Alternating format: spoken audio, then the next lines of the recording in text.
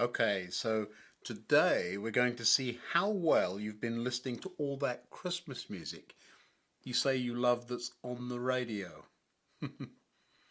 I can sometimes be a bit of a Grinch about the message some songs communicate, but poet at heart and willing to work with poor material, here we go. What's the line before this one? Said the night wind to the little lamb. Have you got it? Of course you have. The title of the video is a dead giveaway, isn't it?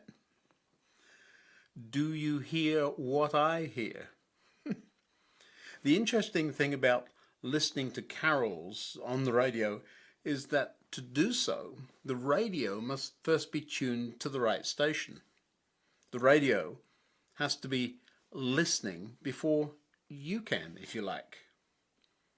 Over on the model railway, my trains are controlled by a computer. All very clever.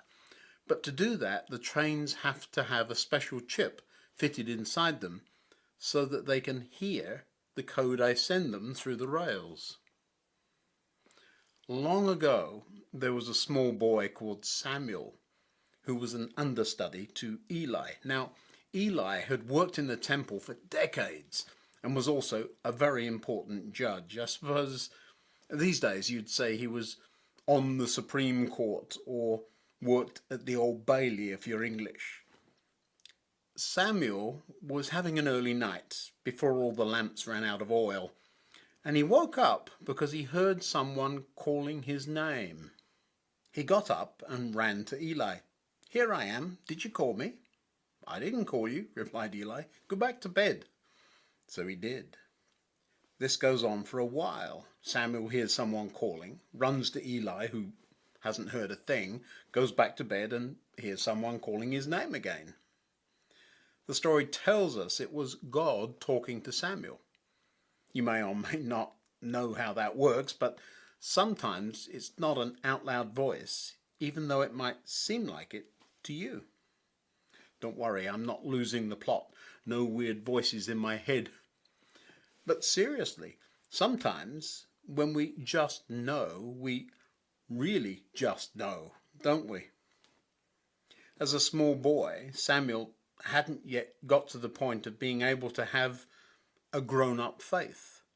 But sometimes those childlike faiths are a whole lot better than the complicated mess we make when we get all grown up.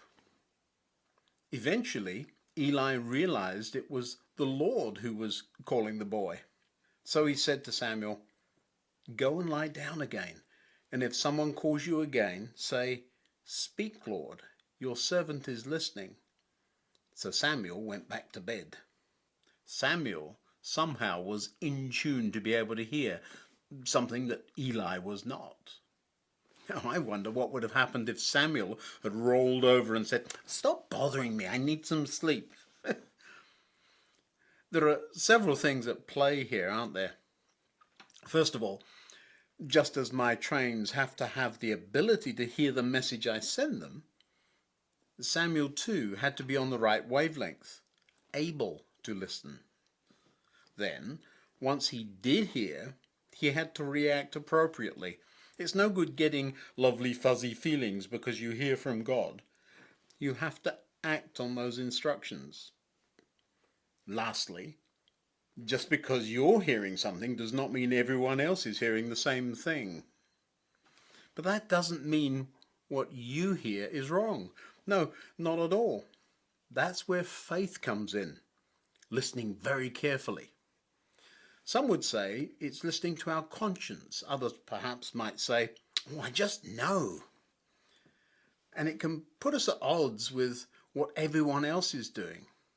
But the majority are not always right. If you know something is wrong and you've listened very carefully, then have the courage to stand up for what you believe. Sometimes the right thing you stand up for may well have been heard already by more people than you can imagine.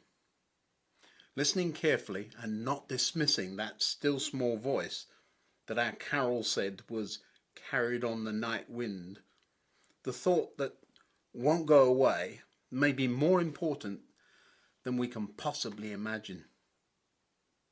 Until tomorrow, goodbye.